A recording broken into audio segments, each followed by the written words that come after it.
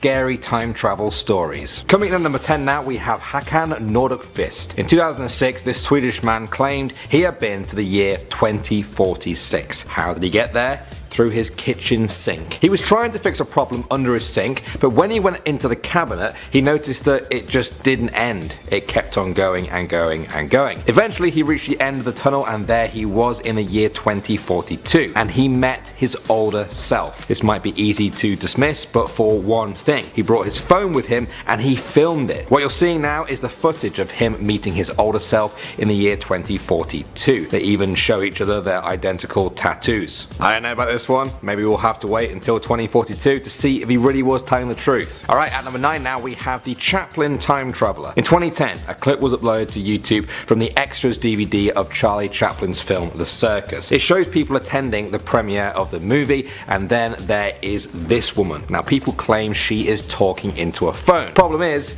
this was 1928, about 45 years before the first cell phone was ever even conceived of. Believers say that there would be no reason to hold something to your face in 1928 and talk into it, so what was she doing? Was it a cell phone? Is she a time traveler? Or is there some simple explanation for it? At number 8 now, we have the Hamburg bombing. In 1932, two German news reporters visited the Hamburg shipyards to work on a story. J. Bernard Hutton and Joachim Brandt finished their interviews, and as they left, they heard aircraft above them. The sky was filled with warplanes. They heard the city's anti-aircraft guns firing as bombs exploded around them. The shipyard was being bombed. Huge fires started. Warehouses collapsed. The two men ran to see if they could go and help someone, but were told by a security guard to just leave. As they drove away, the sky suddenly started to clear. The streets were busy again with people. The buildings were totally intact. They looked back and everything was fine. They told their editors this, who dismissed it completely, so the men just kind of forgot about it. 11 years later, in 1943, at the height of World War II,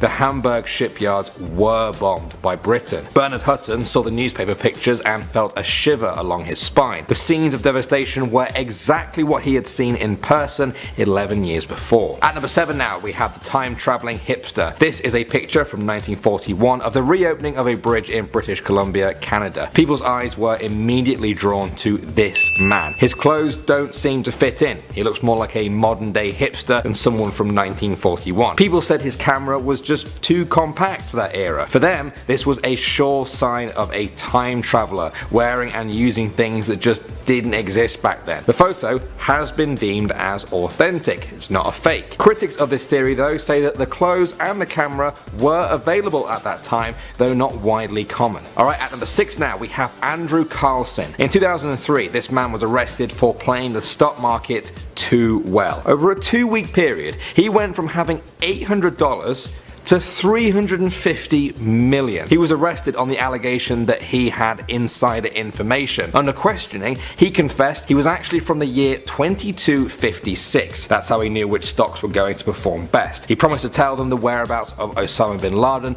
or the cure to AIDS if they let him go. He supposedly predicted the exact date of the Iraq war starting as proof. The police essentially dismissed him as crazy and found no evidence that he had committed fraud, so they let him go. As the world media swarmed to interview him, he was gone and has never been heard of since. Coming out at number 5 now, we have Sir Victor Goddard. He was a famous British air marshal, most famous for his squad picture that contained the supposed ghost of a former member. He also claimed to have travelled in time. In 1935, he was ordered to fly from Scotland to England when he passed over the abandoned Drem airfield. At that time, it was out of use. Plants had grown everywhere. There were even cows grazing on the runway. Suddenly, he ran into a strange storm. The clouds were yellow and Goddard became disorientated. He was just lost in the clouds and falling. Then the yellow clouds broke and he could see the airfield again. The storm vanished. Everything was clear. The airfield had changed. There were now mechanics there working on brand new planes. 3 of them he recognized, but the 4th was a monoplane that didn't even exist in 1935. The planes were all yellow and the mechanics were wearing blue overalls. He had never seen anything like it. Eventually though,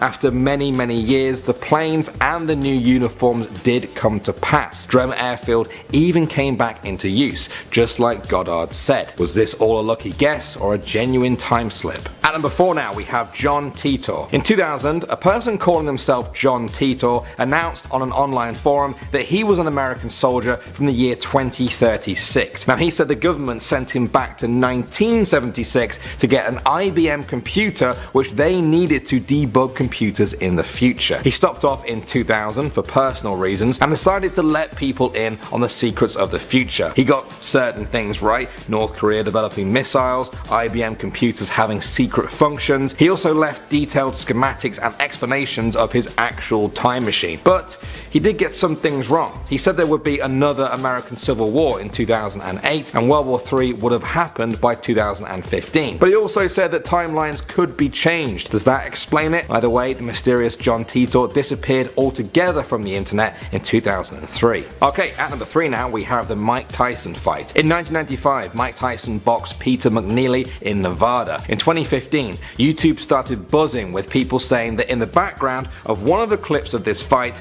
there was a time traveler. They said this woman here was carrying what is clearly a smartphone and taking pictures, years before that was even possible. They said that no phone like that existed in 1995 and that it even flashed red like a smartphone. Other people countered by showing examples of cameras that did exist back then that kind of look similar. What do you guys think though? Is it too close to call, or is it proof of a time traveling boxing fan going back to watch their favorite match? Okay, at number 2 now, we have the astronaut. The Catedral Nueva in Spain started being built in 1513. It's a grand old cathedral with a lot of nice stonework you'd expect from the Middle Ages, except for one bit of it. There, along one of the entrances, is a carving of an astronaut. What is an astronaut doing on a 16th century church? Well, this is where the explanations divide. The church itself and many other people there say that the astronaut was added as part of a 1992 restoration project. That makes sense, but others say that doesn't add up. They say that the astronaut was carved a lot earlier than that,